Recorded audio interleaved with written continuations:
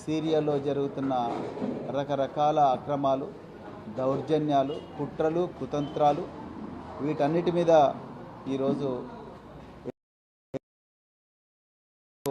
వెల్లడించాలని ఏర్పాటు చేసిన ఈ సమావేశానికి వచ్చేసిన మీ అందరికీ కూడా హృదయపూర్వక ధన్యవాదాలు.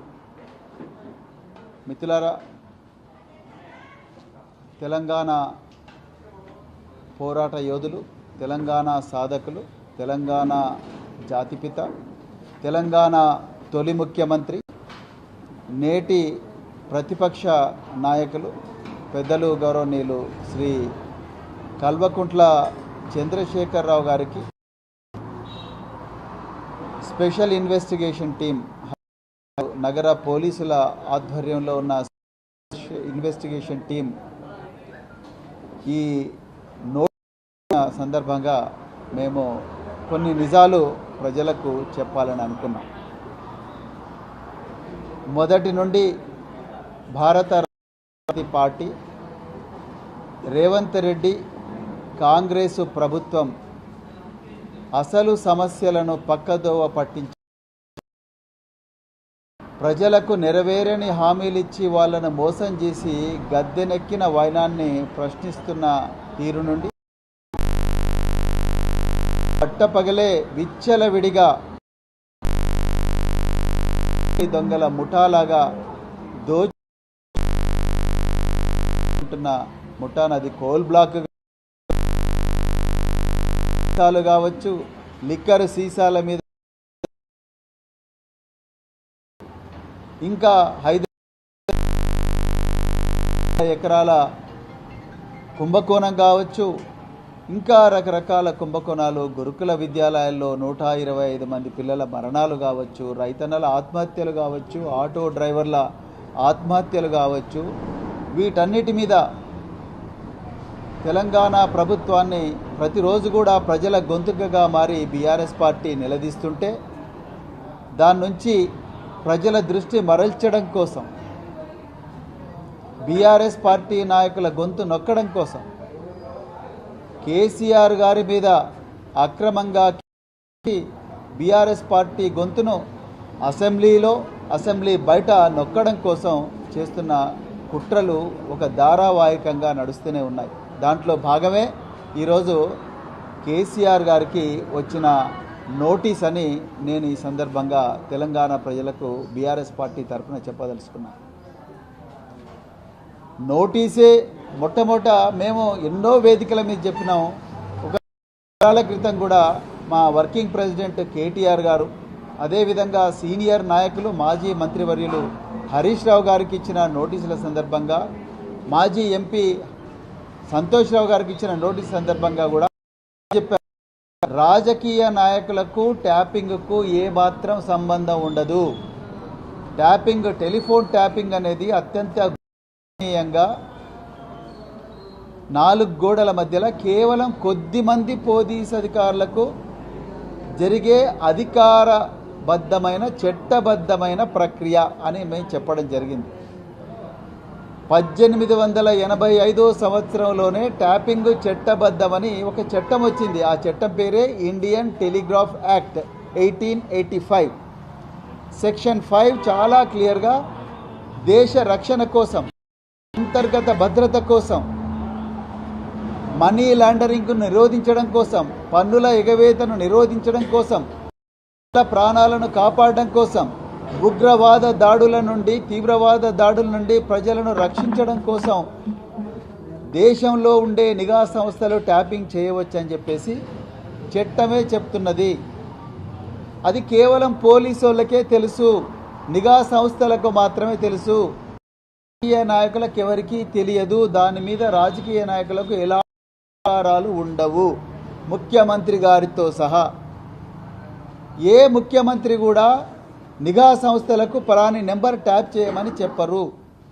ఏ నిఘా సంస్థ అధిపతి కూడా ముఖ్యమంత్రికో లేకపోతే మంత్రులకో ఎవరికి కూడా మేము ఈ విధంగా సమాచారం అన్న విషయం చెప్పరు. ఇది గత సందర్భాల్లో చాలాసార్లు కూడా మేము ప్రజల ముందర చట్టాన్ని ముందర పెట్టి చెప్పడం జరిగింది.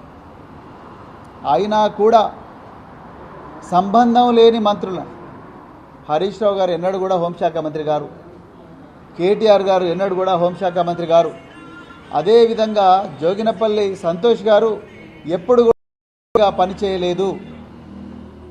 అయినా కూడా వాళ్ళను వేధించాలని చెప్పేసి ఎంతోమంది రాజకీయ నాయకులను, ముఖ్యంగా ప్రతిపక్ష పార్టీల నాయకులను వేధించాలని చెప్పేసి 2 సంవత్సరాలుగా నోటీసుల మీద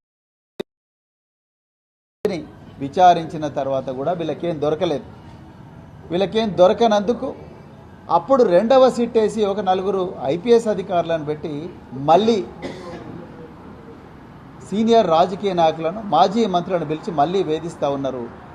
ఒక మంత్రి అంటాడు వీళ్ళని సాక్షులనే చూస్తున్నాం అంటాడు. మరి 160 సిఆర్పిసి కింద సాక్షులని చెప్పినప్పుడు మరి సాక్షులను ఒక గంట సేపు విచారిస్తే అయిపోతుంది, లేకపోతే ఒక 2 గంటలు విచారిస్తే అయిపోతుంది. సాక్షులను 7 గంటల నుండి 9 గంటలు విచారిస్తే ఆ విచారణ జరుగుతున్న క్రమంలో మీడియాకు అన్నీ కూడా అశ్లీలమైన థంబ్నెయిల్స్, వ్యక్తిగత హననం చేసే సమాచారం మీడియాకు లీక్ చేసి యూట్యూబ్లో కానీ లేకపోతే సెటిలైట్ టీవీల్లో కానీ వీళ్ళ కుటుంబాలలో చిచ్చు పెట్టే విధంగా దుష్ప్రచారం చేస్తూ ఉన్నారు. జరిగింది అది ఈరోజు తారాస్థాయికి చేరింది. కేసీఆర్ గారు చేసి కోసం నేను ఒక విప్లవాత్మకమైన నినాదం తీసుకొచ్చి పోరాటం చేయడమే వారు చేసిన పాపమా? నిరాహార దీక్ష 9 రోజులు చేసి ఢిల్లీలో కాంగ్రెస్ ప్రభుత్వం మెడలు వంచి తెలంగాణ ప్రక్రియ స్టార్ట్ అయిందనే ఒక అప్రూవల్ తీసుకురావడమే వారు చేసిన నేరమా? 4 కోట్ల మంది అణిచివేతకు గురైతే ఆ అణిచివేతకు గురైన ఈ ప్రజలను, నిద్రావస్థలో ఉన్న ప్రజలను, వాళ్ళనందరినీ కూడా జాగృతం చేసి తెలంగాణ తీసుకురావడమే వారు చేసిన నేరమా?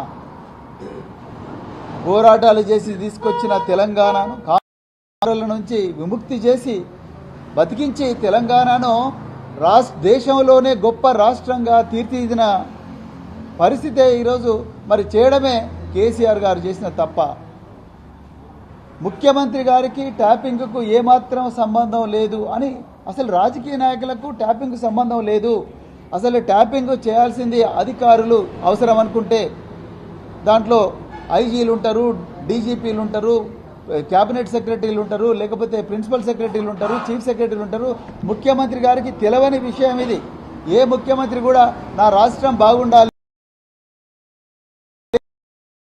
అన్ని రంగాల్లో అభివృద్ధి సాధించాలి, వాళ్ళు సుఖ సంతోషాలతో క్షేమంగా ఉండాలి, ఎలాంటి వాళ్ళ ప్రాణాలకు ముప్పు కలగకూడదని ఏ ముఖ్యమంత్రి అయినా డైరెక్షన్ ఇస్తాడు తప్ప అధికారులకు మీరు పలానా నెంబర్ ట్యాప్ చేయండి, పలానా దగ్గరికి పోండి, లేకపోతే పలానా ఇంటికి పోండి, వాడిని పట్టుకరండి, వాడిని అరెస్ట్ చేయండి, ఏ ముఖ్యమంత్రి కూడా చెప్పరు. చెప్పిన అధికారులు అది చట్టబద్ధమైతేనే చేస్తారు, చట్టబద్ధం కాకపోతే చేయరు. మేము కేసీఆర్ గారికి నోటీసుల మీద నోటీసులు ఇచ్చి వారిని వేధిస్తున్నవైనా మాత్రం తెలంగాణ ప్రజలను చాలా బాధ కలిగిస్తూ ఉన్నది. తెలంగాణ తీసుకొచ్చిన ఒక గొప్ప పోరాట యోధులు, ఒక తొలి ముఖ్యమంత్రి, అదేవిధంగా ఇప్పుడు ప్రస్తుత లీడర్ ఆఫ్ అపోజిషన్ ప్రతిపక్ష పార్టీ నాయకులు, ముఖ్యమంత్రి వారి నందినగర్లో వారి నివాసానికి పోయి గోడ మీద notice 160 CrPC notice Revanth Reddy paste చేయిస్తున్నారు పోలీసు వాళ్ళతోనంటేనే దీంట్లో ఎంత కక్ష ఉన్నదో రేవంత్ రెడ్డికి క్లియర్గా అర్థమవుతున్నది. నేను ఇలా రేవంత్ రెడ్డి గారిని సూటిగా కొన్ని ప్రశ్నలు అడుగుతున్నా, తెలంగాణ పోలీసులను కూడా అడుగుతా ఉన్నా. ఇదే రేవంత్ రెడ్డి గారు ముఖ్యమంత్రిగా ఉన్నారు. ఇప్పుడు కేసీఆర్ గారు మర్కుక్ మండలం ఎర్రవెల్లిలో నివాసం ఉంటున్నారు. మరి ఆ నివాసం ఉండే ఇంటికి ఆ ఇంటికి పొన్నం ప్రభాకర్ గారు తెలంగాణ తల్లి విగ్రహావిష్కరణ చేస్తున్నాం, దయచేసి రండి సార్ అని చెప్పేసి ఇన్విటేషన్ తీసుకొని పోతారు. మీరు చూడండి, తెలంగాణ తల్లి విగ్రహావిష్కరణ చేస్తున్నాము, దయచేసి మీరు రండి సార్ అని చెప్పి పొన్నం ప్రభాకర్ గారు సాక్షాత్తు ట్రాన్స్పోర్ట్ మంత్రి ఆయన ఇన్విటేషన్ తీసుకొని పోతారు. ఈ సమ్మక్క సారక్క జాతర ఇప్పుడు జరుగుతుంది మేడారం సమ్మక్క సారక్క జాతర. ఆ సమ్మక్క సారక్క జాతర మేము చేస్తున్నాము, బాగా చేస్తున్నాము సార్, మీరు మేడం ఇద్దరు కలిసి రండి అని చెప్పేసి మహిళా సీతక్క గారు, అదేవిధంగా దేవాదాయ శాఖ మంత్రి కొండా సురేఖ గారు, వీళ్ళిద్దరూ కలిసి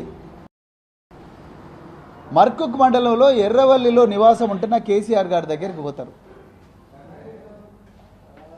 మంత్రులకేమో ఎక్కడ ఉంటున్నారో తెలుసు, వారు ఏ గృహంలో ఉంటున్నారో తెలుసు, ఏ మండలం ఉంటున్నారో తెలుసు. కానీ ముఖ్యమంత్రి హోంమంత్రి అయిన రేవంత్ రెడ్డి కింద పనిచేస్తున్న పోలీసులకు మాత్రం కేసీఆర్ గారు నందినగర్లో అని ఎలక్షన్ అఫిడవిట్లో ఉన్నది, అందుకొరకు అఫీషియల్ రికార్డ్స్లో నందినగర్ అని ఉన్నది కాబట్టి నందినగర్లోనే మేము ఎగ్జామిన్ చేస్తాము అని చెప్పి ఒక నోటీసు పంపించింది. మరి నోటీసు పంపించిన వాళ్ళు నోటీసు పంపించారు, నోటీసు ఇంటి మీద అతికిచ్చింది. ఎంత ఘోరం! లీడర్ ఆఫ్ అపోజిషన్, ప్రతిపక్ష నాయకుడు ఇంటి ముగ్గట, ప్రతిపక్ష నాయుడు ఎక్కడుంటాడో తెలుసు. ఆ క్యాబినెట్లో ఉండే మంత్రులందరూ కూడా ప్రతిపక్ష నాయకుడి ఇంటికి పోయి రకరకాల పండగలకు కార్యక్రమాలకు ఇన్వైట్ చేయడం వచ్చు, ఫోటోలు దిగడం వచ్చు, సోషల్ మీడియాలో పెట్టడం వచ్చు, అధికారికంగా ఇన్విటేషన్ ఇవ్వడం వచ్చు. కానీ రేవంత్ రెడ్డి గారి కింద పనిచేస్తున్న పోలీసులకు మాత్రం కేసీఆర్ గారు నివాసం ఉంటున్న బంజారా హిల్సే కనిపిస్తూ ఉన్నది, నందినగరే కనిపిస్తూ ఉన్నది. అక్కడ గోడకు అంటించి వచ్చిండ్రు. ఇంతకన్నా దుర్మార్గమైన కక్షపూరిత రాజకీయం ఏమన్నా ఉంటుందా? ఒకసారి తెలంగాణ ప్రజలు ఆలోచించాలి. నేను దాంట్లో లీగల్ పాయింట్స్ కూడా చెప్తాను, ఎందుకు నోటీస్ అంచడం తప్పనేది.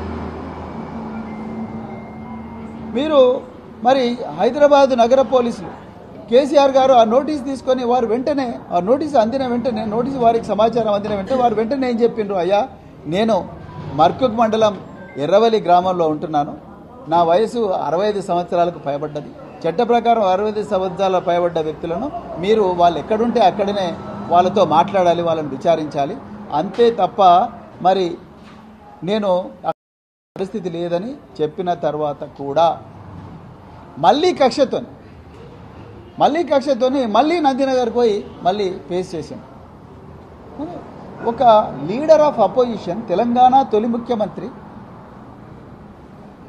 ప్రతిపక్ష పార్టీ నాయకులు, మీ మంత్రులే పోయి వారింటికి పోయి అడ్మిటేషన్ కార్డులు ఇస్తారు, కానీ మీకు మాత్రం నందినగరే కనిపిస్తున్నది, ఈ మర్కుకు రావడానికి మీకు ఇష్టం లేదు. అంటే ఎంత కక్ష రేవంత్ రెడ్డి మనసులో ఉన్నదో, ఇలా ఎంత కక్ష, ఎంత వివక్ష మీరు చూడండి. మీరు కేసీఆర్ గారికి ఇచ్చిన నోటీసులో హైదరాబాద్ నగర పోలీసులు ఏమంటున్నారు, మా అఫీషియల్ రికార్డ్స్ ప్రకారము, మీ ఎలక్షన్ అఫిడవిట్ ప్రకారము మీ ఇల్లు నందినగరే అడ్రస్ ఉంది కాబట్టి మేము నందినగర్లోనే పేస్ చేస్తామంటున్నారు. నేను ఇలా హైదరాబాద్ నగర పోలీసులను, ఇప్పుడున్న సిట్టు పోలీసులను ఒక 2 ప్రశ్నలు అడగాలనుకున్నాను. అయ్యా, మరి మీరు అదే నిజమైతే ఈ సిద్దిపేట ఎమ్మెల్యే తన్నీరు హరీష్ రావు గారు వారి నివాసం వచ్చేసి ఎలక్షన్ అఫిడవిట్ అఫీషియల్ రికార్డ్స్ ప్రకారము వారి నివాసం వచ్చేసి 11-1-59/12 భారత్ నగరు సిద్దిపేట పట్టణంలో వారి అఫీషియల్ రికార్డు. మరి మీరు హరీష్ రావు గారికి 19/1/2026 నాడు ఇచ్చిన నోటీసులో ఏం అడ్రస్ పెట్టిండ్రు సిట్టు చీఫ్ గారు? మీరు ఏం అడ్రస్ పెట్టిండ్రు? T Harish Rao, ex minister, MLA Siddipet assembly constituency, resident of villa number 125 Chris terminus 1017 Chris villa avenue, district Nanakramguda, Telangana. అంటే పోలీసులకు, సిట్టు పోలీసులకు రేవంత్ రెడ్డి గారికి తెలుసు హరీష్ రావు గారు హైదరాబాద్లోనే ఉంటున్నారు అని చెప్పి హైదరాబాద్లో ఇచ్చింది. ఆయన ఎక్కడ నివాసం ఉంటే అక్కడే పోయి నోటీస్ ఇచ్చింది. ఇక నాకు మన హైదరాబాద్ నగర పోలీస్ కమిషనర్ సజ్జనార్ గారు నాకు ఒక నోటీస్ పంపించారు. ఆ నోటీసులో చూడండి, నాకు నోటీస్ పంపించారు. 504 స్నేహిత హిల్స్ అపార్ట్మెంట్, పేరం చెరువు అని చెప్పి నార్సింగి అడ్రస్ ఇచ్చి, నార్సింగ్ అడ్రస్తో వారు నోటీస్ పంపించారు. కానీ నా ఎలక్షన్ అఫిడవిట్ ప్రకారము నా అడ్రస్ వచ్చేసి నేను సిర్పూర్ కాగజ్ నగర్లో ఉంటున్నట్టుగా, నేను 2023 election official records Sirpur Kagaz Nagar, ఇప్పుడు సిర్పూర్ కాగజ్ నగర్లో ఉంటున్నట్టుగా చూపించారు. ఇలా రేవంత్ రెడ్డి గారు అన్నిటికన్నా మరి చూడు అక్కడ రెండు హరీష్ రావు గారికి ఇచ్చిన నోటీసులనేమో వారి అడ్రస్ వచ్చేసి సిద్దిపేటలో ఉంటుంది, వారికి ఇచ్చిందేమో హైదరాబాద్లో నానక్రామ్గూడ నివాసంలో ఇచ్చారు. మరి వారికి తెలుసు, హైదరాబాద్ నగర పోలీసులకు తెలుసు, అదేవిధంగా రేవంత్ రెడ్డికి కూడా తెలుసు హరీష్ రావు గారు హైదరాబాద్ నివాసంలో ఉంటున్నారని. అలాంటప్పుడు ఆయనకు హైదరాబాద్లో ఆయన నివాసం ఉంటున్న దగ్గర హరీష్ రావు గారికి నోటీస్ సర్వ్ చేసినప్పుడు అదే 160 సిఆర్పిసి కింద కేసీఆర్ గారు ఎక్కడైతే నివాసం ఉంటున్న ఎర్రవెల్లి గ్రామం మర్కుక్ మండలానికి ఎందుకు నోటీసు సర్వ్ చేయలేదు అనేదే మా ప్రశ్న. అంటే ఇంత కక్ష మీకు మళ్ళీ రెండోసారి ఇచ్చి మా అఫీషియల్ రికార్డులు అంటున్నారు. మరి అఫీషియల్ రికార్డులు అయితే మరి హరీష్ రావు గారికి ఒక నోటీసు, మాకొక నోటీసు, అదేవిధంగా కేసీఆర్ గారికి ఇంకొక న్యాయం ఎలా ఉంటుంది? ఇది రాజ్యాంగంలో ఆర్టికల్ 14 వయలేషన్ కాదా? సమానత్వపు హక్కు రాజ్యాంగం ఇచ్చిన హక్కు వయలేషన్ కాదా? ఇది ఉల్లంఘన కాదా? ఇక రెండవది, ఇక ఇప్పుడు అసలు విషయానికి వస్తాం. మన ముఖ్యమంత్రి రేవంత్ రెడ్డి గారు అఫీషియల్ డేటా ప్రకారము ఆయన ఎలక్షన్ అఫిడవిట్లో సమర్పించిన రికార్డుల ప్రకారము ఆయన అడ్రస్ వచ్చేసి 1-209, ఇది రేవంత్ రెడ్డి గారు ఎలక్షన్ అఫిడవిట్ అండి. 1-209 కొడంగల్ గ్రామము, వికారాబాద్ జిల్లా, తెలంగాణ. పిన్ కోడ్ వచ్చేసి 509338. ఇది రేవంత్ రెడ్డి గారి ఎలక్షన్ అఫిడవిట్. అఫీషియల్ రికార్డ్ ప్రకారము రేవంత్ రెడ్డి గారి ఎలక్షన్ అఫిడవిట్ వచ్చేసి ఇది. ఆయన అడ్రస్ కొడంగల్ 1-209. కానీ 2023లో మార్చి 20వ తారీఖు నాడు 2023 మార్చి 20వ తారీఖు నాడు ఇదే హైదరాబాద్ నగర పోలీసులు రేవంత్ రెడ్డి గారికి ఆయన హైదరాబాద్ నివాసంలో నోటీస్ సర్వ్ చేసిండు. ఎందుకు?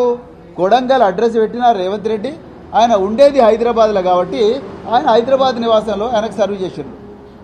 ఎప్పుడు గ్రూప్ 1 క్వశ్చన్ పేపర్ల లీకేజ్లో వేసిన సిట్టులో ఆయన విచారించడం కోసం మార్చి 20 నాడు 2023వ సంవత్సరంలో ఇదే రేవంత్ రెడ్డి గారి ఇంటికి పోయి హైదరాబాద్ ఇంటికి పోయి సర్వ్ చేసిండు. ఎందుకు? ఆయన హైదరాబాద్లోనే ఉంటున్నాడని చెప్పేసి. ఆయన ఇప్పుడు కూడా అదే ఇంట్లో ఉంటున్నాడు, హైదరాబాద్ ఇంట్లోనే ఉంటున్నాడు. కానీ ఎలక్షన్ అఫిడవిట్లో మాత్రం 1-209 కొడంగల్ అని ఉంది. అంటే రేవంత్ రెడ్డి గారికి ఒక న్యాయం, ఎందుకంటే ఆయన ముఖ్యమంత్రి, హోంమంత్రి. కేసీఆర్ గారికి ఇంకో న్యాయం. ఇదెక్కడి సమానత్వ హక్కు, ఇదెక్కడి చట్టము? ఏ విధంగా ఇంత ఘోరమైన వివక్ష ఎట్లా చూపిస్తున్నారు మీరు? కేసీఆర్ గారిని కుట్రపూరితంగా వివక్షతోని ముప్పు తిప్పలు పెట్టాలని, వేధించాలని, తెలంగాణ ప్రజల ముందు తెలంగాణ ప్రజల నుండి కేసీఆర్ గారిని వేరు చేయాలని మీరు శత విధాల ప్రయత్నం చేస్తూ ఉన్నారు. అది మీ వల్ల కాదు. మీరు ఎన్ని జన్మలెత్తినా మీరు చేయలేరు ఆ పని, మీ వల్ల కాదు. ఇక రెండవది, మీరు పేస్ట్ చేసిండ్రు, అంటే గోడ మీద ఆ నోటీస్ అంటించారు. గోడ మీద మీరు నోటీస్ అంటించారు. అసలు గోడ మీద నోటీస్ అంచాల్సిన అవసరం ఏంది? మీ మంత్రులకేమో పొన్నం ప్రభాకర్ గారికి, సీతక్క గారికి, కొండా సురేఖ గారికి ఏమో కేసీఆర్ గారు ఎక్కడున్నారో తెలుసు, ఆ పత్రికలు ఏ విధంగా అయ్యాలో తెలుసు, వారికి అడ్రస్ తెలుసు.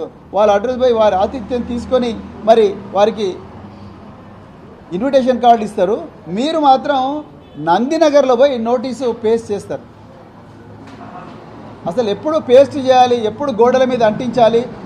ఒక సాక్షిని కానీ ఇంకొక వ్యక్తిని కానీ పోలీసు వాళ్ళు పరిశోధనకు అవసరం అని అనుకుంటే ఆయన ఎక్కడున్నాడో ముందు తెలుసుకోవాలి. మీకు ఇంటెలిజెన్స్ వ్యవస్థ ఉన్నది. మీ పోలీసు స్టేషన్లో చాలామంది స్పెషల్ బ్రాంచ్ ఆఫీసర్లు ఉంటారు, డిటెక్టివ్ ఇన్స్పెక్టర్లు ఉంటారు.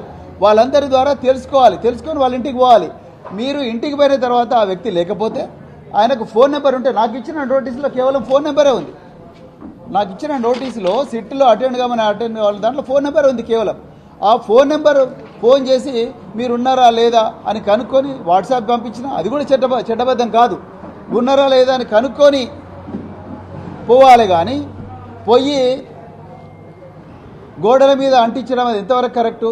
ఆయన ఒక వ్యక్తి ఉన్నాడా లేదా అని కనుక్కొని అక్కడ ఆ వ్యక్తి లేడు అక్కడ అని చెప్పి రూఢీ చేసుకున్న తర్వాత అది మీరు కేస్ డైరీలో రాసుకొని మేము ఆ వ్యక్తి కోసం ప్రయత్నం చేసినాం, మళ్ళీ రెండోసారి ప్రయత్నం చేసినాం, మూడోసారి ప్రయత్నం చేసినాం, ఆయన కూడా దొరకలేదు. అందుకొరకు మాకు విధి లేక మేము ఆయన ఇంటి మీద నోటీస్ అందిస్తున్నాము అని చెప్పి అతికిచ్చి అప్పుడు ఫోటో తీసుకోవాలి. కానీ ఇదేంది ఘోరంగా ఒక సాక్షాత్తు ప్రతిపక్ష పార్టీ నాయకులు నేను ఈ అడ్రస్లో ఉన్నానయ్యా, నేను 65 సంవత్సరాల పైబడ్డ వ్యక్తిని, నేను రాలేను, మీరు నా దగ్గరికి రాండి, వచ్చి మీకు ఏం కావాలో ఆ ప్రశ్నలకు నేను సమాధానం చెప్తాను అని అంటుంటే కూడా కక్షపూరితంగా మీరు ఆ నందినగర్ ఇంటి మీద నోటీసు అతికిస్తూ ఉన్నారు. ఏ విధంగా అతికిస్తున్నారు? మీరు ఏమైనా ప్రయత్నాలు చేసిండ్రా వారిని కనుకోండి. మీ మంత్రులకేమో కేసీఆర్ గారు ఎక్కడ ఉంటారో తెలుసు, వారింటికి పోతారు. మీ రేవంత్ రెడ్డి మీ పోలీసులకు మాత్రం వారు ఎక్కడ ఉంటున్నారో తెలవనట్టుగా నటిస్తున్నారు. ఇది కేవలం కక్షపూరిత ధోరణి మాత్రమే, ఇంకొకటి కాదు. తప్పకుండా తెలంగాణ ప్రజలు మీకు శిక్ష వేస్తారు. తెలంగాణ కోసం 14 సంవత్సరాలు చావుకు తెగించి పోరాడి తెలంగాణను తీసుకొచ్చి తెలంగాణను ఒక గొప్ప తెలంగాణగా, బంగారు తెలంగాణగా మార్చి దేశంలో నెంబర్ 1 రాష్ట్రంగా మార్చి, మేం చెప్పింది కాదు, ఇది ఢిల్లీ ప్రభుత్వం యొక్క, భారత ప్రభుత్వం యొక్క ఎకనామిక్ సర్వేనే చెప్తా ఉన్నది. 1 కోటి ఎకరాలకు 9 సంవత్సరాల్లోనే 1 కోటి ఎకరాలకు నీళ్లు మళ్లించిన అపర భగీరథుడు కేసీఆర్ గారు. ప్రపంచ రికార్డు సృష్టించిన గొప్ప శిల్పి కేసీఆర్ గారు అని చెప్పి, సాధకులు కేసీఆర్ గారు అని మీ గవర్నమెంట్ రికార్డులే చెప్తున్నాయి. కానీ మీకు మాత్రం ఆయన ఎట్లని చేసి కక్షపూరితంగా వేధించాలని అనుకుంటున్నారు. నేను మళ్ళీ రిపీట్ చేస్తున్నా, కేసీఆర్ గారు ముఖ్యమంత్రి హోదాలో ఏ తప్పు చేయలేదు. వారు రాష్ట్రాన్ని అద్భుతంగా తీర్చిదిద్దాలనుకున్నారు. రాష్ట్రంలో ప్రజలందరూ క్షేమంగా ఉండాలనుకున్నారు.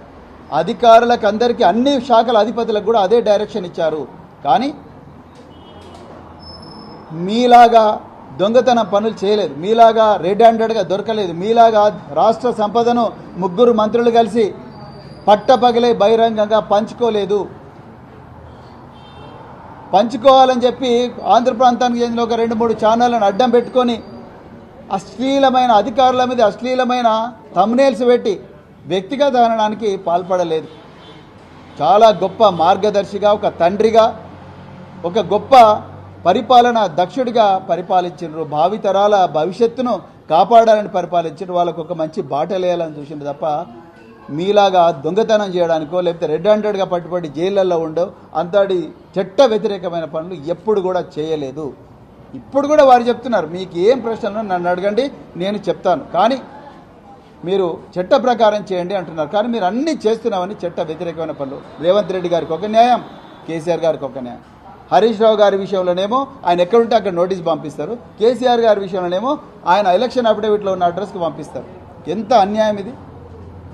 సో అందుకొరకే అన్యాయాన్ని తెలంగాణ ప్రజలు గమనించాలని చెప్పి, అదేవిధంగా ఈ ప్రతిరోజు కూడా ఒక ధారావాహిక సీరియల్ లాగా జరుగుతున్న ఈ వేధింపుల పర్వాన్ని తెలంగాణ ప్రజలు గమనించాలని చెప్పేసి, అదేవిధంగా రాబోయే రోజుల్లో ఈ వేధింపులు చేస్తున్న ఈ దోపిడీ దొంగల సర్కారు, రేవంత్ రెడ్డి సర్కారు దాన్ని గద్దె దించాలని చెప్పి, దాన్ని తెరదించాలని చెప్పి కోరు